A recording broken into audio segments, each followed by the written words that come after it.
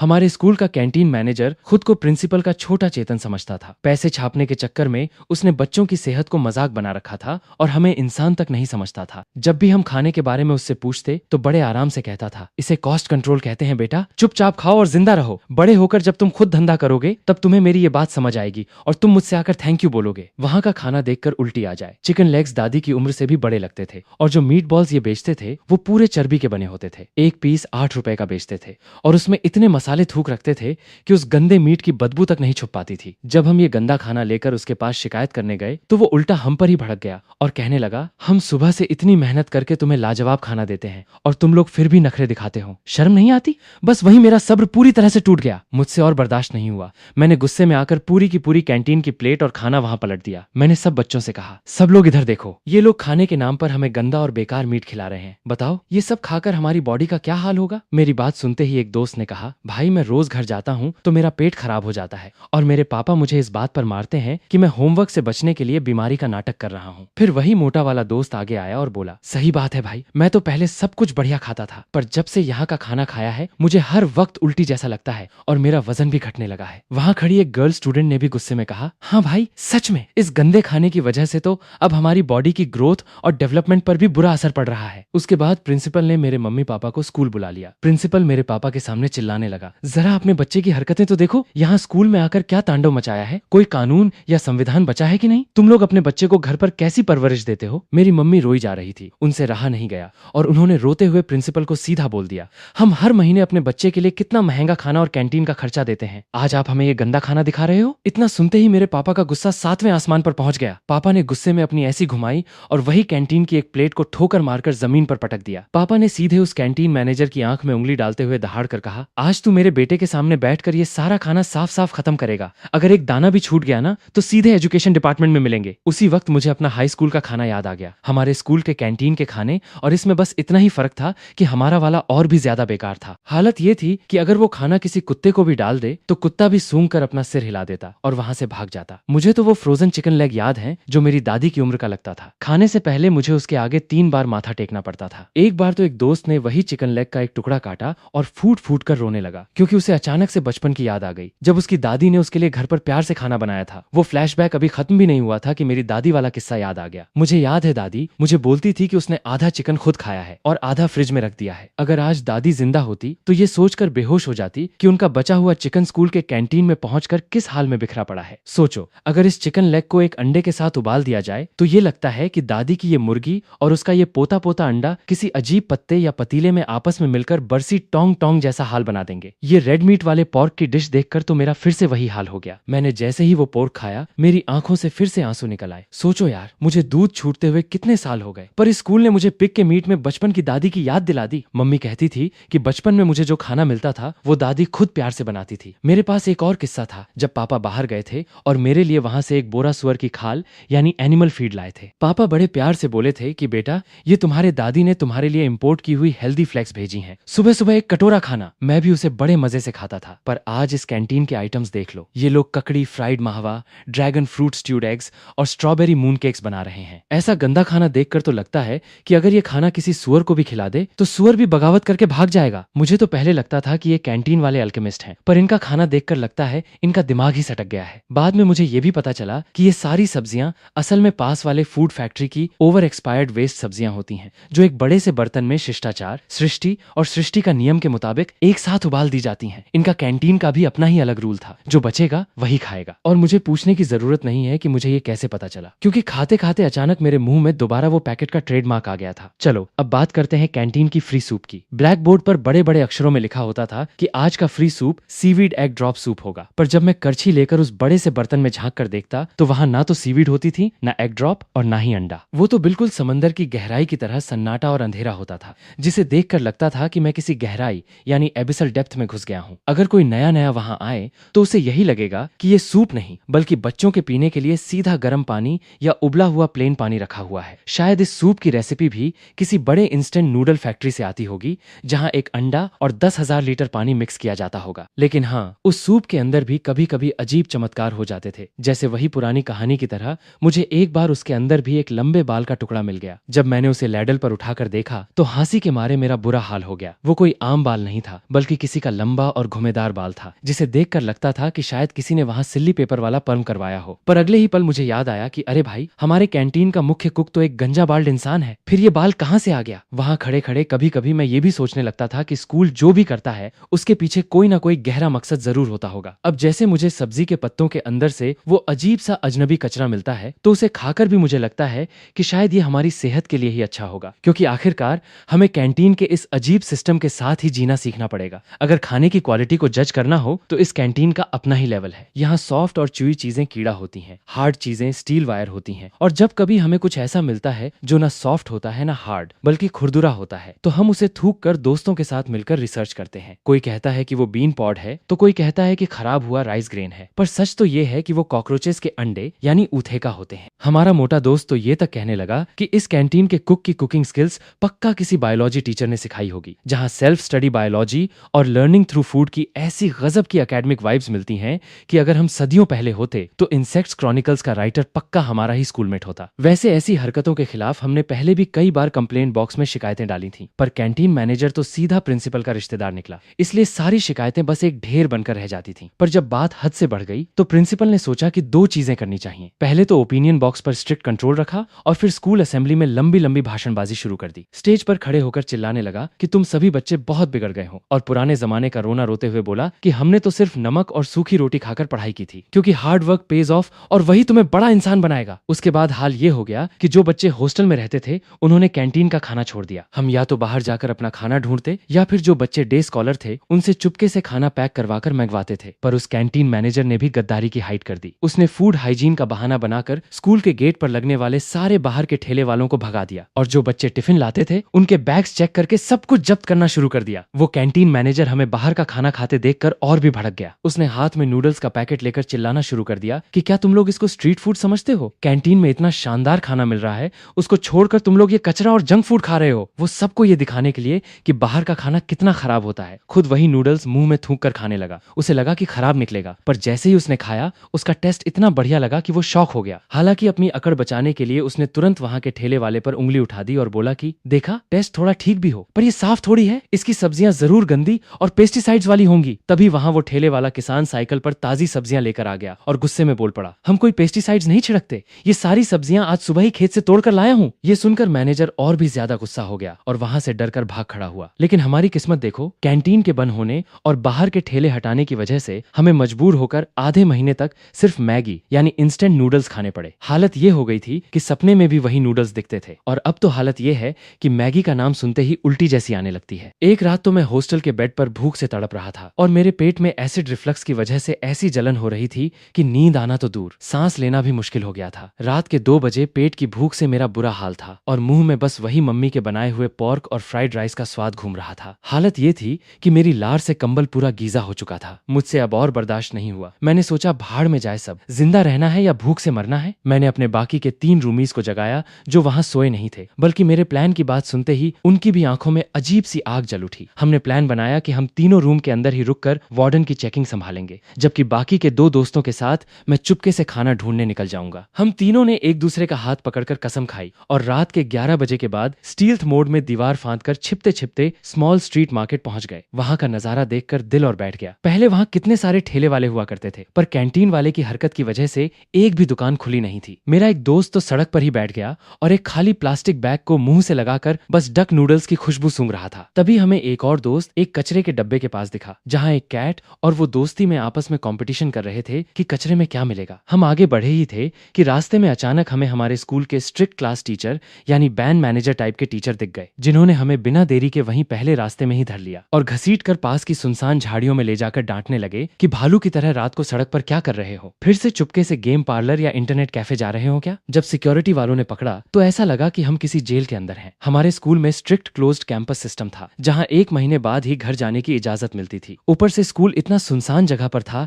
कि चारों तरफ बस सन्नाटा रहता था और सिक्योरिटी गार्ड्स अपने कुत्तों के साथ 24 घंटे घूमते रहते थे। वहां का रूल बड़ा सख्त था, जो भी बाहर गया सीधा सस्पेंशन या तीर्थ यात्रा पकड़ लो। स्कूल किसी जेल से कम नहीं था और प्रिंसिपल वहां का सबसे बड़ा किंग या एम्परर था। जब क्लास टीचर ने हमें पकड़ा तो हमने फिक्र में कहा, अरे सर, हम तो बस भूख की वजह से बाहर खाना ढूंढने निकले थे। टीचर ने गुस्से से पूछा कि क्या तुमने रात को कैंटीन में खाना नहीं खाया? जब उन्होंने वही पुरानी बातें शुरू की तो भूख की वजह से मेरी हालत खराब हो गई। पैर लड़खड़ाए और मैं जमीन पर बैठ गया। ये देखकर टीचर का दिल पिघल गया और वो हमें अपने घर ले गए। घर पहुंचते ही उनकी पत्नी ने प्यार से कहा, लो जी, मैं बनाई है गर्मा गर्म नूडल्स, आकर खाओ। टीचर ने हमें खाने का इशारा किया और हमने बिना एक पल गवाए नूडल्स तूफान तूफान मुंह में थूक लिए। गर्म सूप गले के अंदर गया तो पेट में ऐसी आग लगी कि मन किया वापस निकाल दे, पर दिमाग के हाई कमांड ने ऑर्डर दिया कि निगल लो बेटा, वरना जान जाएगी। हमने ऐसी तेजी से नूडल्स खत्म की कि टीचर ने अपने कपड़े भी नहीं उतारे थे और हमारे बाउल्स खाली हो गए। हमने तीनों ने ऐसी प्यारी नजरों से उनकी वाइफ को देखा तो वो हंस पड़ी और किचन में जाकर दोबारा हमारे लिए ढेर सारा शानदार खाना बनाकर ले आई। हमने सब कुछ ऐसे चाट लिया जैसे प्लेट धोने की भी जरूरत नहीं पड़ी। दूसरे दिन जब सुबह का बड़ा ब्रेक हुआ तो क्लास का माहौल एकदम बदल गया। बैठने वाले बच्चे और बाकी सभी दोस्त अपनी जगह पर थे और अचानक लाओबान क्लासरूम के आगे प्रकट हुए। क्लास के बच्चों ने तुरंत समझदारी दिखाते हुए फट से विंडो के पर्दे खींच दिए और आगे पीछे के दरवाजे बिल्कुल अच्छे से बंद कर दिए। हम सब हैरान थे कि आखिर लाओबान आने के बाद करने क्या वाले हैं। तभी लाओबान ने अपने बैग को शान से खोला और जैसे ही उन्होंने चेन खोली पूरे क्लासरूम में गर्मा गर्म मीट और खाने की लाजवाब खुशबू फैल गई। जब ध्यान से देखा तो पता चला कि उस बैग के अंदर और कुछ नहीं बल्कि पूरे एक बैग भरकर गर्मा गर्म जूसी मीट बंस भरे पड़े थे। ये देखकर पूरी क्लास में खुशी की लहर दौड़ गई और सभी बच्चे खुशी से चिल्लाने लगे। पर लाओबान ने फौरन अपना हाथ मुंह पर रखकर सबको शांत होने का इशारा किया और धीरे से बोले, अरे थोड़ा आवाज कम करो, वरना स्कूल के नए स्ट्रिक्ट लीडर या प्रिंसिपल को पता चल गया तो सबकी वट लग जाएगी। और उसके बाद उन्होंने हम सभी को खाने के लिए वही ढेर सारे गर्मा गर्म बंस बांट दिए। सुबह सुबह जब लाओबान ने वो बैग खोला तो उसमें से 60 गर्मा गर्म फ्रेश मीट बंस निकले, जिसमें से सभी को दो दो मिले। वो इतने हॉट और जूसी थे कि उनकी सॉफ्ट और च्यूई स्किन को काटते ही अंदर से टेस्टी सूप सीधा गले से होते हुए पेट में उतर गया और स्वाद ऐसा था कि उंगलियां चाटने पर मजबूर हो गए। सभी ने बिना एक शब्द बोले उस रेयर और मुश्किल से मिले खाने को पूरी इज्जत और श्रद्धा के साथ एंजॉय किया। वहां हमारे प्यारे लाओबान क्लास के सामने खड़े होकर बड़े प्यार से हमें देख रहे थे। स्कूल के दिनों में वही हमारे असली मसीहा थे जो आमतौर पर अपने पॉकेट से हमें ऐसी लाजवाब चीजें खिलाते थे। हम सभी क्लास के बच्चे आपस में इतने जुड़े हुए थे कि मानो किसी चिड़िया या स्पैरो की तरह शाम को ग्रुप में बैठकर खाना खाते थे। एक दिन मैंने लाओबान को थोड़ा सा पैसा देना चाहा ताकि उन पर ज्यादा फाइनेंशियल बर्डन ना पड़े, क्योंकि हम नहीं चाहते थे कि वो अकेले सारा खर्चा उठाएं। पर लाओबान ने बड़े प्यार से पैसा वापस कर दिया और मुस्कुराकर बोले, बेटा ये खाने पीने के पैसे छोड़ो, तुम बस अपनी पढ़ाई पर ध्यान दो और अपने मार्क्स इंप्रूव करके दिखाओ, वही मेरा सबसे बड़ा रिवॉर्ड होगा। पर यार, इस दुनिया में कोई भी बात छुपी नहीं रहती। लाओबान की ये दोस्ती और हमें अच्छा खाना खिलाने की खबर धीरे धीरे उस घटिया कैंटीन मैनेजर के कानों तक पहुंची गई और अगले ही दिन दोपहर के वक्त जब हम क्लास में चुपचाप लाओबान का इंतजार कर रहे थे तो एक नया और खतरनाक मोड़ आने वाला था। उस दिन सुबह सुबह जब क्लास में हम सब लाओबान का वेट कर रहे थे तो वक्त गुजरने के बाद भी उनका कोई आता पता नहीं था। मुझे चिंता होने लगी तो मैं क्लास से उठकर उन्हें ढूंढने निकल पड़ा। जब मैं स्कूल के कॉरिडोर में पहुंचा तो वहां का नजारा देखकर मेरा खून खौल उठा। वहां तेजी की धूप में हमारे प्यारे लाओबान, जिन्हें सभी बच्चे रिस्पेक्ट देते हैं और जो लगभग 50 साल के होने वाले हैं, वो सर झुकाकर उस गंदे कैंटीन मैनेजर के सामने हाथ जोड़कर खड़े थे। और वो मोटा कैंटीन मैनेजर आपस में हाथ बांधे बड़े घमंड और बदतमीजी से लाओबान पर चिल्ला रहा था। उसकी थूक उड़ रही थी और वो कह रहा था, तुम कितने बेशर्म क्लास टीचर हो, स्टूडेंट्स को पढ़ाने के अलावा बस उन्हें टिफिन खिलाने और एक्स्ट्रा खाना देने की पड़ी रहती है। अगर बच्चों को कुछ हो गया तो क्या तुम जिम्मेदारी लोगे? लाओबान बिल्कुल डरकर या प्यार से समझाते हुए कह रहे थे कि बच्चे इस उम्र में बढ़ते हैं, भूख जल्दी लगती है, अगर पेट नहीं भरेगा तो पढ़ेंगे कैसे? पर वो जालिम मैनेजर और जोर से चिल्लाने लगा और कहने लगा, भूख लगेगी तो खुद कैंटीन आकर गंदा खाना खा लेंगे, तुम्हें बीच में टांग अड़ाने की क्या जरूरत है? ये सब देखकर मेरा गुस्सा 7वें आसमान पर पहुंच गया और मैंने अपनी मुट्ठी कस ली कि अगर मौका मिला तो इस मैनेजर की अकल ठिकाने लगा दूंगा। तभी वहां उनकी पत्नी यानी कि वो टीचर की वाइफ भी आ गई और उन्होंने रोते हुए मैनेजर से माफी मांगी कि हमसे गलती हो गई, बस उन बच्चों को इस बार छोड़ दो, उन्होंने खाना बना लिया है। वो मनहूस कैंटीन मैनेजर सीधा हमारे क्लासरूम में घुस आया और उसने बिना कुछ सोचे समझे वो बैग सीधा जमीन पर पटक दिया। उस बैग में रखे सारे गर्मा गर्म मीट बंस बाहर बिखर गए और उनका सारा सूप जमीन पर फैल गया। ये सब देखकर हमारी लाओबान की पत्नी यानी कि शीमू के मुंह से बेसख्ता चीख निकल गई। उनकी आंखों में आंसू आ गए और वो तुरंत नीचे बैठकर उन्हें उठाने लगी। पर कमबख्त उस जालिम मैनेजर ने पहले ही एक जोरदार लात उस टिफिन और बंस पर मार दी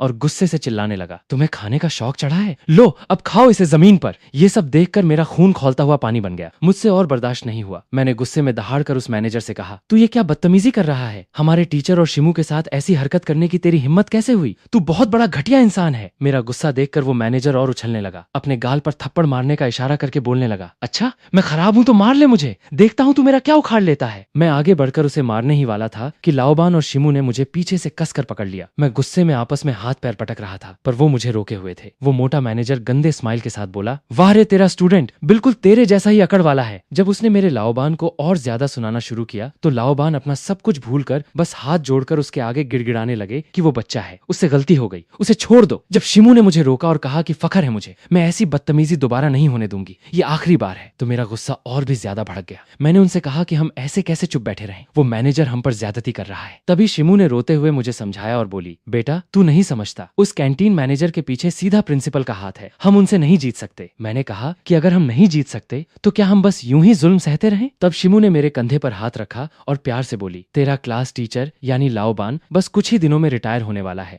और अगर तू इस वक्त कोई लफड़ा करेगा तो उसको स्कूल में छोटा शू यानी कि परेशानी उठानी पड़ेगी। तू अभी नेक्स्ट सेमेस्टर में हाई स्कूल में पहुंच जाएगा, तुझे अच्छी तरह पढ़ाई करके एक अच्छा कॉलेज लाना है, ये तेरे लाओबान की सबसे बड़ी ख्वाहिश है। शिमू की वो थकी हुई और रोती हुई आंखें देखकर मेरा गला भर आया। मुझे एहसास हुआ कि सच में हमारी वजह से लाओबान को कितनी परेशानी झेलनी पड़ी है। मैंने फैसला किया कि अगर बदला लेना भी है तो अब मैं अपने पर्सनल लेवल पर लूंगा, लाओबान को इसमें नहीं घसीटूंगा। मैंने शिमू से कहा, ठीक है मैम, मैं आपकी बात मानता हूँ। शिमू मुझे मुस्कुराते हुए वापस क्लास तक छोड़ने आई। जब मैं क्लास में गया तो सभी बच्चे एकदम चुपचाप और सीरियस बैठे थे। थोड़ी देर बाद जब मुझे लगा कि शिमू चली गई होंगी तो मैंने उठकर कैंटीन की तरफ जाने का सोचा, पर जैसे ही मैं उठने लगा तभी एक ऐसी चमत्कारिक चीज हुई जिसे देखकर मेरे होश उड़ गए। जब मैं वापस क्लास में गया और अपने बेंच पर बैठकर बाकी दोस्तों को देखा तो सभी बड़ा अजीब तरीके से मुझे देख रहे थे। मैंने उनसे पूछा कि भाई तुम लोग ऐसे क्यों देख रहे हो, क्या बात है? तभी मेरे दोस्त ने खड़े होकर कहा, हम सबको पता चल गया है कि लाओबान के साथ क्या हुआ, और वो सब सिर्फ हमारी वजह से हुआ है। पर यार अगर इतनी बेइज्जती की बात है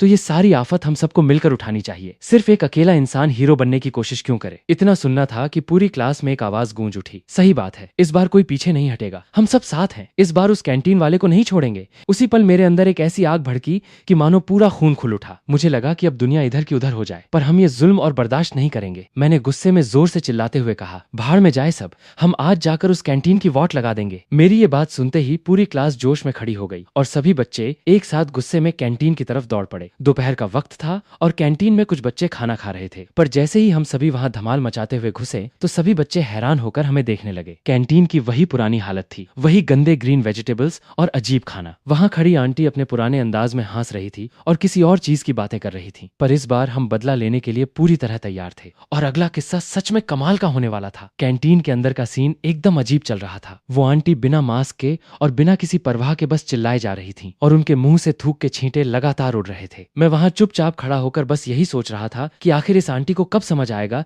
कि ये कोई घर का किचन नहीं बल्कि स्कूल की कैंटीन है। थोड़ी देर बाद जब आंटी की नजर मुझ पर पड़ी तो वो अपना अजीब सा गुस्से वाला चेहरा बनाकर बोली, तेरी टांग टूट गई है क्या, जो इतनी देर से यहाँ खड़ा है? अगर चल नहीं सकता तो बता, तेरे लिए एक व्हील चेयर मंगवा दूं क्या? मैंने अपना गुस्सा कंट्रोल करते हुए अपनी प्लेट की तरफ इशारा किया जिसमें बस नाम मात्र की थोड़ी सी ग्रीन चिलीज और सब्जी थी। मैंने पूछा, आंटी जरा ये तो देखो, आपने मुझे प्लेट में दिया ही क्या है? वो और भड़क गई और बोली, क्या मतलब? ये चिली पॉर्क है, तेरी आंखें खराब हैं क्या? जरा ध्यान से देख, कहाँ है मीट? जब मैंने थोड़ा गुस्से में कहा कि यहाँ मीट का एक टुकड़ा तक नहीं है तो आंटी अपना आपा खो बैठी और अपने हाथ में करछी लेकर चिल्लाने लगी, तू कौन से क्लास का है और तेरा क्लास टीचर कौन है? जाकर अपने टीचर को बुला कर ला, तभी तुझे अकल आएगी। मैंने भी अकड़ में सीधा बोल दिया, तू है कौन वैसे? मेरा क्लास टीचर बुलाने की औकात है तेरी? तू तो बस यहाँ एक एम्प्लॉय की तरह काम करती है, और अगर तू सच में बच्चों पर हाथ उठाने की सोचेगी ना तो तुझे 100 बार सोचना पड़ेगा। मेरी ऐसी बात सुनते ही वहां उनका एक मेल को वर्कर बीच में आया और मामला शांत करने की कोशिश करने लगा, पर अंदर ही अंदर मौसम पूरी तरह गर्म हो चुका था। कैंटीन का ड्रामा और ज्यादा बढ़ गया था। जब मैंने दोबारा लाइन में लगकर अपना कार्ड स्वाइप किया तो कैंटीन वाले दायरे में खड़े दोनों मैनेजर और आंटी के चक्के छूट गए। उन्हें समझ आ गया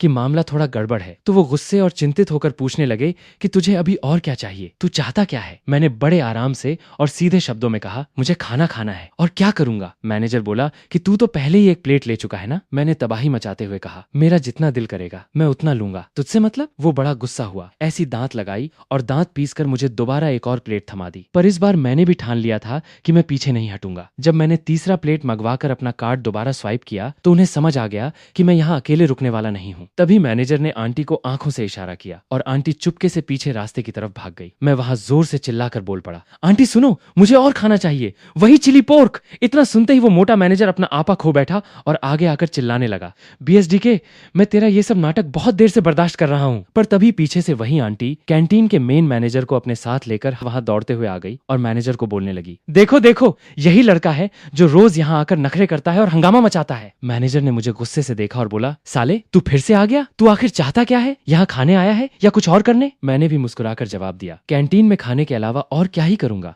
कोई टॉयलेट थोड़ी आया हूँ। और उसके बाद वही पुरानी कश्मकश फिर से शुरू हो गई। जब मैंने उस प्लेट में चम्मच से घुमाकर देखा तो अचानक मुझे एक अजीब सी चीज मिली जो बिल्कुल चूहे के सर जैसी लग रही थी। मैंने वो उठाकर सीधा उस कैंटीन मैनेजर के सामने की और कहा कि जरा इसे देखो। तो वो अपनी आंखें बड़ी करके साफ झूठ बोलने लगा कि ये चूहा नहीं बल्कि डक की गर्दन यानी डक नेक है। मेरा गुस्सा 7वें आसमान पर पहुंच गया। मैंने वही वो गंदी चीज उठाकर उसके मुंह में थूक दी और गुस्से से चिल्लाया कि अगर इतना ही शौक है तो तू ही इसे खाकर दिखा। वो गुस्से में हम पर चिल्लाने लगा और वही पुरानी बात दोहराने लगा कि क्लास टीचर और स्टूडेंट दोनों एक जैसे ही हैं। जब उसने फिर से हमारे लाओबान की बेइज्जती की तो मैंने अपनी मुट्ठी कस ली, पर खुद को रोककर उसके हाथ से वही गंदा पीस वापस उठाकर पूछा कि तू अपने बनाए हुए इस गंदे खाने को खुद क्यों नहीं खाता? जब उसने कोई जवाब नहीं दिया तो मुझसे और बर्दाश्त नहीं हुआ और मैंने पूरी की पूरी खाने की ट्रे उठाकर सीधा उसके मुंह पर दे मारी। बस फिर क्या था, वहां बाकी सभी स्टूडेंट्स का भी सब्र हमेशा के लिए टूट गया। पूरी कैंटीन में एक बड़ा हंगामा मच गया। किसी ने सारे खाने के बर्तन पलट दिए तो किसी ने टेबल्स गिरा दी। हमारे स्कूल के फिजिकल ट्रेनिंग इंस्ट्रक्टर भी टेबल पर चढ़कर जोर से चिल्लाने लगे कि हम इंसान हैं, कोई जानवर नहीं,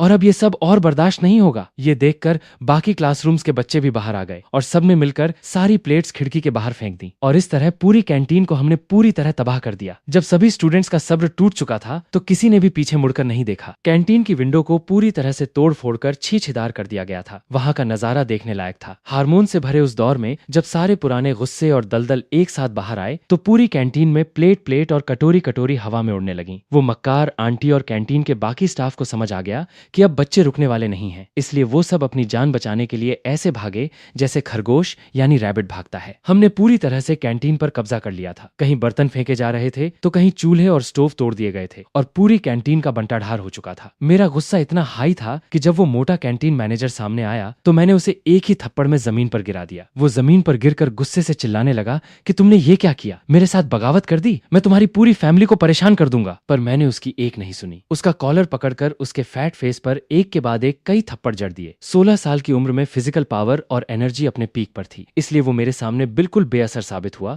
और उसके पास कोई काउंटर अटैक करने का मौका तक नहीं बचा। जब वो फिर भी नहीं माना और आपस में बकवास करने लगा तो मैंने उठाकर वही गंदी सब्जी उसके मुंह में जबरदस्ती थूक दी और कहा कि जो खाना तुम खुद नहीं खा सकते वो हमें कैसे खिला सकते हो। वो मोटा कैंटीन मैनेजर तो बुरी तरह से उबल पड़ा और उसका हालत खराब हो गया। गुस्से और दर्द के मारे उसने सब कुछ वहीं वॉमिट कर दिया। ये सब देखकर मेरे अंदर का गुस्सा और ज्यादा भड़क गया और मुझे ये और भी ज्यादा क्यूरियस कर दिया कि आखिर ये लोग कैंटीन में बनाते क्या हैं। तभी अचानक किसी ने मेरा नाम पुकारा। मैंने सर उठाकर देखा तो हमारे क्लास के पीटी सर और क्लास मॉनिटर दोनों एक बड़ा सा सूप वाला भारी वेसल उठाकर भागते हुए आ रहे थे। उन्होंने बिना देरी किए वो पूरा वेसल उठाकर सीधा उस मैनेजर के ऊपर उलट दिया, जिससे वो पूरा उसके अंदर घुस गया। मैं भी कहाँ पीछे रहने वाला था। मैंने तुरंत एक भारी लैडल उठाया और उसके वेसल पर दे मारा। मैंने गुस्से से चिल्लाते हुए कहा, अब बोल, कहाँ गई तेरी अकड़? जाना अपने प्रिंसिपल अंकल को बुलाकर ला जो तुझे बचाएं। तभी बाकी बच्चों ने भी मौका देखते ही कैंटीन के बाकी बर्तन और बची हुई सब्जियां चारों तरफ से उसके ऊपर फेंकनी शुरू कर दी। मैं तो बचने के लिए साइड में हट गया, पर वो मोटा मैनेजर बुरी तरह से फांस चुका था। आखिरकार उसकी सारी अकड़ निकल गई और वो रोने लगा, हाथ जोड़कर गिड़गिड़ाने लगा कि अब वो सुधर जाएगा और ऐसी गंदी हरकत कभी नहीं करेगा, बस उसे बचा लो। पर तभी स्कूल के सिक्योरिटी गार्ड्स और प्रिंसिपल वहां आ पहुंचे। प्रिंसिपल को देखते ही वो मैनेजर ऐसे दौड़कर उनके पैर पकड़ लिया जैसे कोई पेट डॉग अपने मालिक को देखकर लपकता है और रोने लगा कि ये लोग मुझे जान से मार देना चाहते हैं। वो मोटा कैंटीन मैनेजर जमीन पर बैठकर बुरी तरह रो रहा था और उसके ऊपर सारी गंदी सब्जियां और कीचड़ बिखरे पड़े थे। वहां खड़े प्रिंसिपल ने अपना गुस्सा दिखाते हुए अचानक से पूछ लिया कि ये सब क्या हो गया, किसने की ये हरकत? मैंने बिना किसी डर के अपना हाथ सीधा ऊपर उठा दिया और बोल दिया कि मैंने किया है ये सब। प्रिंसिपल गुस्से से पागल हो गया और मेरे पास आकर चिल्लाने लगा कि तुम्हें पता भी है तुमने क्या किया है? मैंने भी बिना डरे सीधा जवाब दिया कि हाँ पता है, मैं बस अपने खाने का अधिकार और अपनी सेल्फ रिस्पेक्ट बचा रहा था। प्रिंसिपल ने आंखें बड़ी करके कहा कि क्या? तभी मैंने वहां बची हुई एक प्लेट से वही गंदा खाना उठाया जिसमें वही अजीब सा मीट था और सीधा करछी से निकालकर प्रिंसिपल के सामने प्लेट कर दिया। मैंने कहा, लो प्रिंसिपल साहब, आप भी जरा इसे टेस्ट करके देखो, फिर आपको समझ आएगा कि हमने ये कदम क्यों उठाया। प्रिंसिपल का गुस्सा और 7वें आसमान पर पहुंच गया। उसने मुझे डांटते हुए वही पुराना भाषण देना शुरू कर दिया कि तुम लोग बड़े नाजुक हो, हमने तो अपने जमाने में सूखी रोटी और नमक खाकर पढ़ाई की थी, और अगर तुम ये छोटी मोटी तकलीफ नहीं सह पाओगे तो आगे चलकर दुनिया में क्या करोगे, क्योंकि समाज में कोई तुम्हें लाड़ प्यार से नहीं रखेगा। मैंने एक हल्की सी मुस्कान के साथ प्रिंसिपल की तरफ देखा और सीधा बोल दिया, दिया, सर आप फिक्र मत करो, मैं बिल्कुल आपकी तरह ही बनूंगा। जैसे आप सारी सड़ी हुई और कड़वाई चीजें हम स्टूडेंट्स के लिए छोड़ देते हो और सारी अच्छी चीजें और फायदे अपने पास रखते हो, मैं भी बड़े होकर बिल्कुल वही करूंगा। मेरी ये बात सुनते ही प्रिंसिपल का चेहरा गुस्से से लाल हो गया, उसका खून खौल उठा और उसने गुस्से में मुट्ठी भींचकर पूछा, तू कौन सी क्लास का है और तेरा क्लास टीचर कौन है? वही नीचे पड़ा हुआ वो मोटा मैनेजर तुरंत प्रिंसिपल के पैर पकड़कर गिड़गिड़ाने लगा, सर मुझे पता है इसका क्लास टीचर कौन है, वही तो है जिसने इसे बिगाड़ा है। वो मोटा कैंटीन मैनेजर तुरंत गुस्से में अपना फोन उठाता है और सीधा प्रिंसिपल को कॉल करके कैंटीन बुला लेता है। फोन पर चिल्लाते हुए वो कहता है कि जल्दी आओ कैंटीन में, तुम्हारे बच्चे बिल्कुल पागल हो गए हैं और पूरी कैंटीन तबाह कर दी है। कुछ ही देर में प्रिंसिपल वहां आ जाता है और साथ में हमारे क्लास टीचर यानी लाओबान भी खींचे चले आते हैं। कैंटीन का ये हाल देखकर लाओबान थोड़ा घबरा जाते हैं और मुझे साइड में खींचकर धीरे से पूछते हैं कि ये सब तुमने अकेले किया है क्या? मैं बिना किसी डर के सबके सामने आगे आ जाता हूँ और सीधा बोलता हूँ, हाँ सर, जो कुछ भी हुआ है सब मैंने किया है। प्रिंसिपल अपने चश्मे को ठीक करते हुए गुस्से में कहता है, वाह रे तेरा घमंड, इतना सब कुछ करने के बाद भी इतनी अकड़। आज पता चल गया कि कौन सा ऐसा टीचर है जिसने तुझे इतना बिगाड़ दिया है। लेकिन इस बार एक अजीब और बड़ा ट्विस्ट आता है। हमारे लाओबान जो अब तक बस नीचे सर झुकाए खड़े थे, वो अचानक से अपनी छाती तानकर सीधे खड़े हो जाते हैं और प्रिंसिपल की आंखों में आंखें डालकर आवाज में कहते हैं, मैं मानता हूँ कि मेरे स्टूडेंट ने गुस्सा किया है, पर मैं ये कहना चाहता हूँ कि इसमें उसकी कोई गलती नहीं है। जब उन्हें ऐसी गंदी और सड़ी हुई चीजें खाने को मजबूर किया जाएगा जिसे देखकर कुत्ता भी ना खाए, तो ऐसी हालत में बच्चों का गुस्सा आना और आवाज उठाना बिल्कुल लाजमी है। प्रिंसिपल और वो कैंटीन मैनेजर दोनों उनकी ये बातें सुनकर सन्न रह जाते हैं और उनके होश उड़ जाते हैं। प्रिंसिपल की बातें सुनकर पूरी कैंटीन के बच्चे हंसते हंसते पागल हो रहे थे, क्योंकि अभी अभी उन्होंने प्रिंसिपल को भी वही सड़ी हुई डक मीट वाली डिश दिखा दी थी और प्रिंसिपल खुद भी उसे नहीं खा पाए थे। ये देखकर प्रिंसिपल का चेहरा गुस्से से एकदम लाल और भयानक हो गया। वो चिल्लाते हुए बोला, अच्छा अब तुम लोगों की ये मजाल हो गई है, तुम्हारा ये क्लास टीचर अब गया, इसका करियर खत्म और तुम सभी छासे एक भी यहाँ से बचकर नहीं जा सकेगा। जाओ अपने अपने घर वालों को बुलाकर ले आओ, आज के बाद कोई पढ़ाई नहीं होगी। लेकिन तभी मैं और मेरे बाकी सभी दोस्त आगे बढ़ गए और स्कूल के बाकी सारे स्टूडेंट्स ने भी एक साथ आपस में हाथ उठाकर अपने हाथ में चम्मच और करछी ले ली। वो दर्शक और बच्चे जो अब तक डरे हुए थे, उनके अंदर एक नया जोश जग उठा। सभी ने मिलकर एक ऐसी ताकत बनाई कि मानो हम किसी बहुत बड़े युद्ध के मैदान में खड़े हों। हमने सबने एक साथ मिलकर आवाज लगाई कि हम अब इस जुल्म और गंदे सिस्टम के खिलाफ चुप नहीं बैठेंगे। हर एक स्टूडेंट के चेहरे पर एक अलग ही आग और जुनून दिख रहा था और सभी ने मिलकर इस खराब कैंटीन और जालिम सिस्टम के खिलाफ अपना एक अलग ही ऐलान जंग कर दिया। प्रिंसिपल के सामने जब ये सब तमाशा चल रहा था, तभी अचानक वहाँ एक और नया ट्विस्ट आ गया। मेरे पापा भी वहाँ दौड़ते हुए पहुंच गए और आते ही उन्होंने मेरे कंधे पर हाथ रखकर मुझसे पूछा कि बेटा तू ठीक तो है, तूने लड़ाई जीती या नहीं? मैं चुपचाप खड़ा रहा, पर मेरे पापा का एटीट्यूड एकदम से बदल गया और वो गुस्से में अपना बेल्ट खोलने लगे। मेरे पापा मुझे घूरते हुए बोलने लगे, तूने पढ़ाई लिखाई छोड़कर स्कूल में लड़ाई करना शुरू कर दिया है? रुक, आज तुझे अच्छी तरह सबक सिखाता हूँ। ये सब देखकर मेरे पैरों के नीचे से जमीन खिसक गई, क्योंकि मुझे पता था कि अब मेरी पिटाई पक्की है। लेकिन तभी एक अजीब बात हुई। मेरे क्लास टीचर यानी लाओबान फटाफट आगे आए और मेरे पापा के सामने हाथ जोड़कर खड़े हो गए। लाओबान ने मेरे पापा को समझाते हुए कहा, भाई साहब इसमें सारी गलती बच्चे की नहीं है, आप थोड़ा शांत हो जाइए। मेरे पापा ने आंखें बड़ी करके पूछा, क्या मतलब, क्या किया इसने? तो लाओबान ने सारी बात बताई कि कैसे कैंटीन वाले बच्चों को गंदा और सड़ी हुई चीजें खिला रहे थे और बच्चों ने तो बस अपने हक के लिए आवाज उठाई है। वहाँ खड़े प्रिंसिपल का गुस्सा अभी भी ठंडा नहीं हो रहा। जब प्रिंसिपल ने वहाँ बिखरी हुई गंदगी और तबाही देखी तो उनका गुस्सा 7वें आसमान पर पहुंच गया। ये देखकर मेरे पापा को भी गुस्सा आ गया और वो अपना बेल्ट खोलकर मुझे मारने दौड़े। पर रास्ते में उन्होंने जब देखा कि सामने खड़ा गुस्सा करने वाला आदमी कोई और नहीं बल्कि खुद स्कूल का प्रिंसिपल है, तो मेरे पापा का एटीट्यूड एकदम से पलट गया। मेरे पापा ने फौरन अपना बेल्ट वापस बांधा और प्रिंसिपल के गले लगते हुए बड़े प्यार से बोलने लगे, अरे प्रिंसिपल साहब, आप गुस्सा क्यों हो रहे हो? लगता है आपकी तबीयत खराब है और आपको सर्दी जुकाम हो गया है। मेरे पास एक देसी नुस्खा है, मैं अभी आपको भेजता हूँ। प्रिंसिपल ने उन्हें गुस्से से रोकते हुए कहा कि तुम्हारे जैसे बच्चे और तुम्हारे जैसे बाप, मैं तुम्हारी ये नाटकबाजी बर्दाश्त नहीं करूंगा। उसने साफ साफ कह दिया कि अब मैं तुम्हारे लड़के को इस स्कूल में एक दिन भी नहीं रखूंगा, इसे अपने घर लेकर जाओ और यहाँ से दफा करो। मेरे पापा ने गुस्से में मेरे सिर पर डब्बा दिया और मुझे डांटने लगे। जब प्रिंसिपल ने सबको देखा तो मेरी मम्मी ने आगे आकर हाथ जोड़ते हुए कहा कि यहाँ की सारी चीजें हम खुद पे करेंगे, बच्चा थोड़ा नादान है,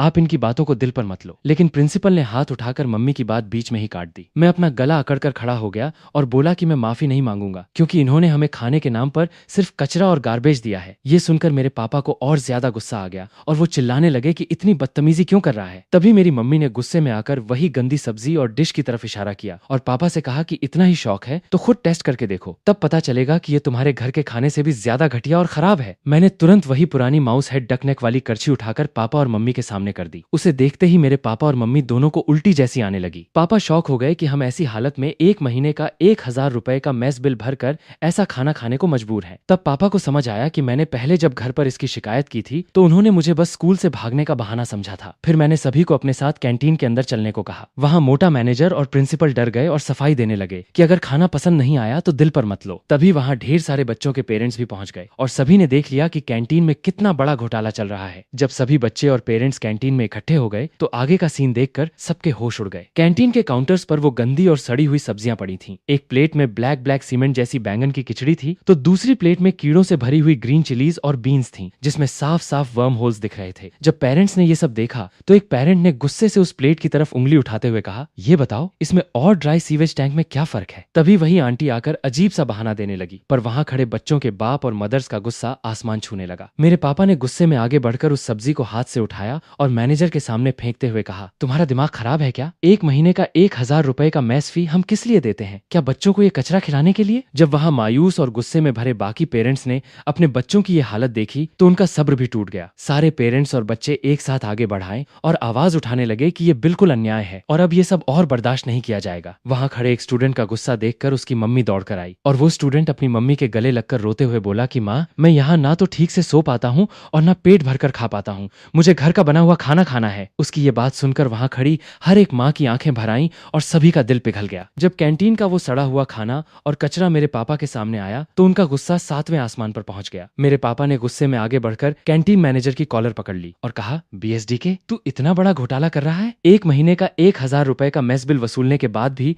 बच्चों को ये सड़ी हुई और कीड़े वाली गंदगी खिला रहा है। मैनेजर डर के मारे कप कपाने लगा और सफाई देने लगा, पर मेरे पापा ने एक न सुनी और वही खाने की प्लेट उठाकर बोला, ये देख, इसको कहते हैं खाना? ये तो किसी सीवेज टैंक से भी गंदा है। वहां खड़े प्रिंसिपल ने जब सिचुएशन देखी तो उसने बात को दबाने की कोशिश की, पर मेरे पापा और बाकी सभी पेरेंट्स अब पूरी तरह से भड़क चुके थे। एक पेरेंट ने गुस्से में चिल्लाते हुए कहा, हमारे बच्चे यहाँ पढ़ने आते हैं, कोई जानवर नहीं है जो ये जहर खाएं। 31 स्टोन सेंचुरी में भी अगर बच्चों को ऐसी भूख और तकलीफ झेलनी पड़े तो इस स्कूल का और प्रिंसिपल का भगवान ही मालिक है। सारे पेरेंट्स ने मिलकर एकदम से आवाज उठा दी और पूरी कैंटीन में गुस्से की एक आग फैल गई। सभी पेरेंट्स ने प्रिंसिपल और कैंटीन मैनेजर को घेर लिया और सारी सच्चाई सामने लाने की मांग करने लगे। प्रिंसिपल और मैनेजर के पास अब बचने का कोई रास्ता नहीं बचा था और उनकी सारी चाल और धंधली सभी के सामने बेनकाब हो चुकी थी। जब कैंटीन का वो पूरा कचरा और सड़ी हुई सब्जियां प्रिंसिपल के सामने आईं तो वहां खड़े एक पेरेंट ने गुस्से से प्रिंसिपल को धमकी दी कि अगर तूने अभी एक्शन नहीं लिया तो हम सीधा एजुकेशन डिपार्टमेंट में इसकी शिकायत कर देंगे। जैसे ही प्रिंसिपल ने एजुकेशन डिपार्टमेंट का नाम सुना